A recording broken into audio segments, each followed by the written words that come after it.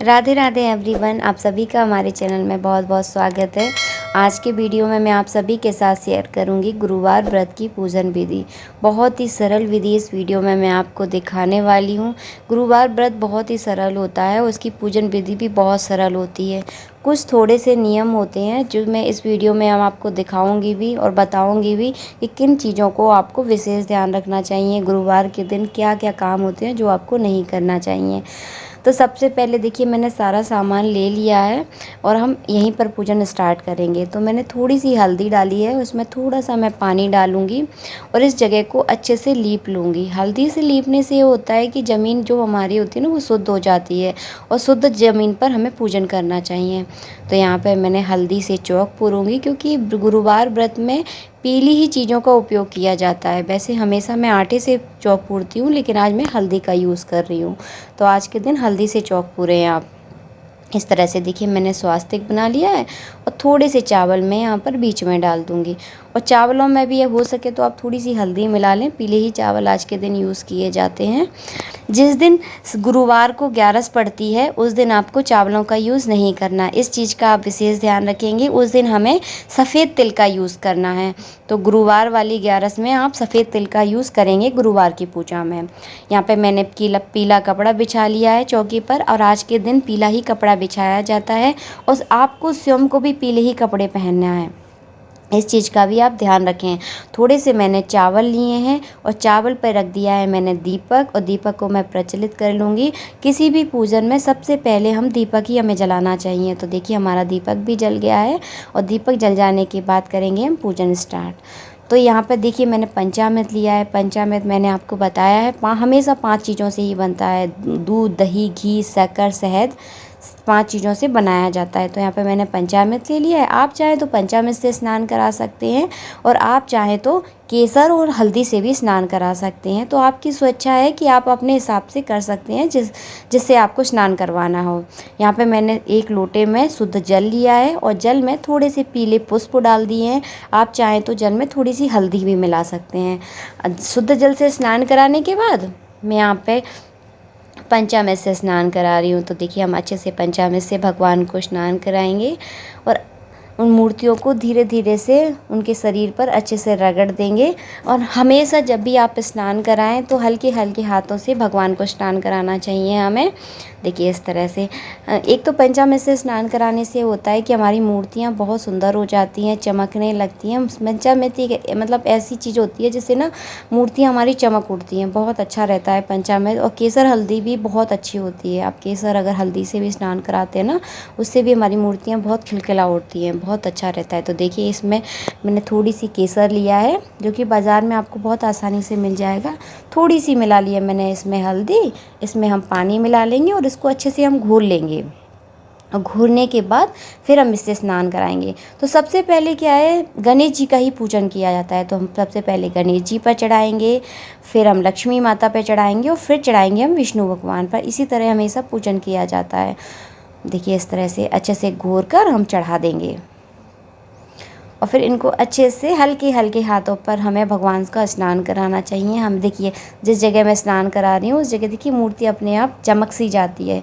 तो देखिए, इस तरह से आपको हल्के हल्के हाथों से आपको भगवान को स्नान कराना है। जैसे हमारे हल्दी चंदन से हम स्नान करा दें, उसके बाद हम शुद्ध जल से हम स्नान कराएंगे। देखिए, अच्छे से हमें स्नान कराना है ताकि कहीं भी कोई हल्दी चंदन लगा ना रह जाए, मूर्ति एकदम साफ़ हो जाए। इस चीज़ को आपको ध्यान रखना है कि बिल्कुल मतलब जो भी जिस चीज़ से भी हमने स्नान कराया है वो सब कुछ अच्छे से साफ़ हो जाए।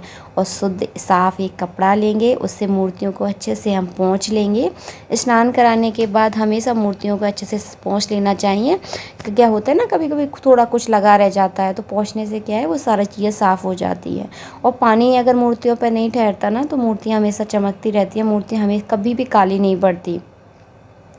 तो हमेशा इस तरह से हल्के हल्के हाथों से हमें मूर्तियों को पोंछ लेना है। इसी तरह हम सारी मूर्तियाँ पोंछ लेंगे हम।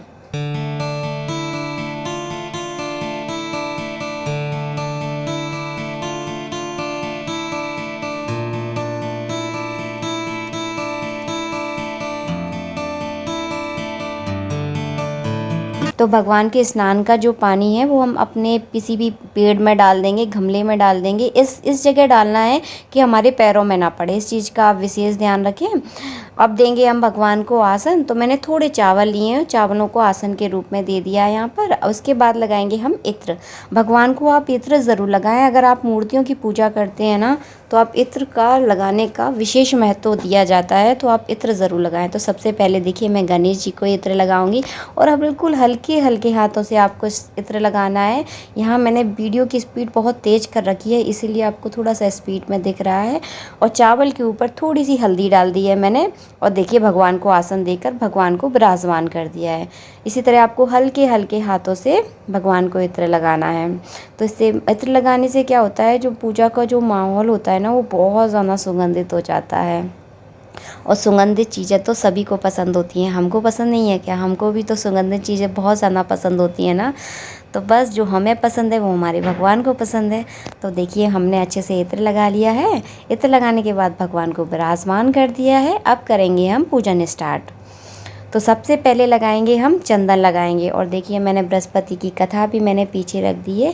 देखिए ये घुला हुआ चंदन है, मैं घोल कर रखती हूँ इसमें। तो ये चंदन मैं भगवान को लगाऊंगी।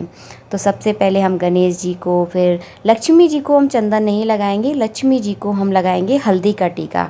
इस चीज़ का आप विशेष ध्यान रखें, लक्ष्मी जी को चंदन ना लगाएं आप। उसके बाद लगाएंगे हम चावल लगाएंगे। और जिस दिन 11 होती है ना, उस दिन आप तिली लगाएं, सफ़ेद तिल, ठीक है। अब हम कलावे के रूप में भगवान को वस्त्र अर्पण करेंगे। तो हम दो वस्त्र अर्पण करना चाहिए हमें, एक धोती और दूसरा दुपट्टा। इसी तरह हम दो कलावा हम भगवान पर अर्पण करेंगे। सबसे पहले हमें गणेश जी के ऊपर वस्त्र अर्पण करना है। तो देखिए मैंने सबसे पहले गणेश जी पर चढ़ा दिए हैं, फिर लक्ष्मी माता पे और फिर विष्णु भगवान पर वस्त्र अर्पण करूँगी। अगर आपके भगवान वस्त्र पहनते हैं, बड़ी मूर्तियाँ हैं, तो आप अपने वस्त्र भी पहना सकते हैं। मेरी मूर्तियाँ बहुत छोटी छोटी हैं, इसीलिए मैं कलावा के रूप में उन्हें वस्त्र अर्पण करा रही हूँ। देखिए इस तरह से वस्त्र अर्पण करा दें।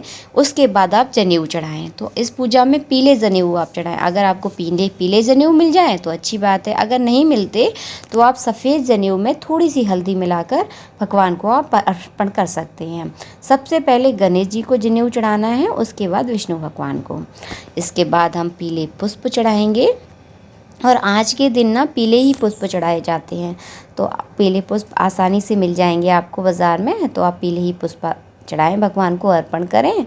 देखिए इस तरह से थोड़ा सा मंदिर आप सजा लें। अगर आपके पास बहुत सारे फूल हैं तो अच्छा लगता है, मतलब फूलों से सज जाए तो अपन को भी तो अच्छे लगते हैं ना फूल। तो इस तरह से आप फूलों से सजा लें भगवान को। और यहाँ पे मैंने विष्णु भगवान पर तुलसी अर्पण की है। गणेश जी पर आपको तुलसी अर्पण नहीं करना है, सिर्फ विष्णु भगवान पर। और यहाँ पर मैंने फलों का भोग लगाया है। तो सीजन के अनुसार जो भी फल आते हैं आप उन पर भोग लगा सकते हैं। यहाँ पे आज के दिन क्या है, चने की दाल का और गुड़ का भोग लगाया जाता है। तो चने की दाल को मैंने रात भर भिगो कर रखा था, तो उसी का आज के दिन भोग लगाया जाता है। और देखिए भोग लगाने के बाद मैं यहाँ पर लौंग इलायची का भोग लगाऊंगी। आप चाहे तो पान का भोग भी यहाँ पर लगा सकते हैं, तो आपकी स्वेच्छा है। और भोग लगाने के बाद आप पानी का आचमन जरूर कराएं। तो मैंने 1 गिलास में यहाँ पर पानी रख के भगवान का आचमन कराया है कि भोग के बाद पानी जरूर रखा जाता है। तो मैंने यहाँ पर पानी रख दिया है। अपने सीधे हाथ में थोड़ी सी चने की दाल और गुड़ लेकर मैंने यहाँ पर अपनी कथा पढ़ रही हूँ। तो आप इसी तरह से कथा ज़रूर पढ़ें। और कथा जैसे ही आपकी समाप्त हो जाए, जो आपकी चने की दाल गुड़ है वो भगवान पर ऊपर छोड़ दें इस तरह से। देखिए मेरी कथा भी समाप्त हो गई है। और कथा समाप्त होने के बाद करेंगे हम आरती। तो मैंने यहाँ हल्दी से थाली पर स्वास्तिक बना लिया है और थोड़े से चावल डाले हैं। अब करेंगे हम आरती। अगर आपको आरती नहीं आती है तो आप बृहस्पति की कथा में पीछे आरती दी हुई है, आप उसमें पढ़कर भी आप आरती कर सकते हैं।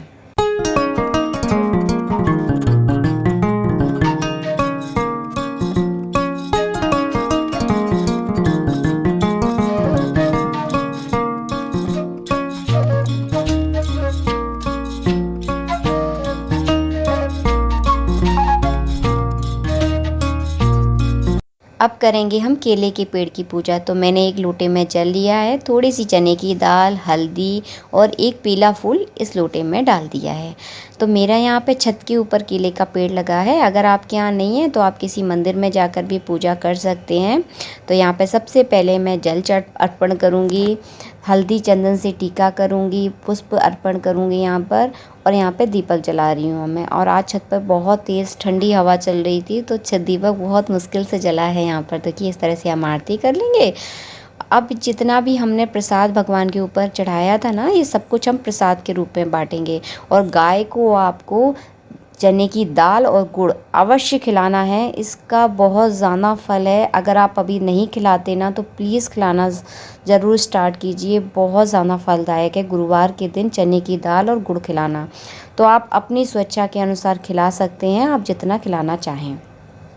यहाँ पे देखिए प्रसाद के रूप में जो भी हमने प्रसाद चढ़ाया था ना, हम अपने परिवारजनों को बांटेंगे। हम भी उसे प्रसाद के रूप में अवश्य खाएं, क्योंकि जितना हम प्रसाद दूसरों को बांटते हैं ना, हमारे जीवन में उतना ही ये व्रत फलदायक होता है। राधे राधे। मिलूंगी आप सबसे नेक्स्ट वीडियो में। अगर वीडियो अच्छा लगा है ना तो वीडियो को लाइक करना बिल्कुल भी ना भूले।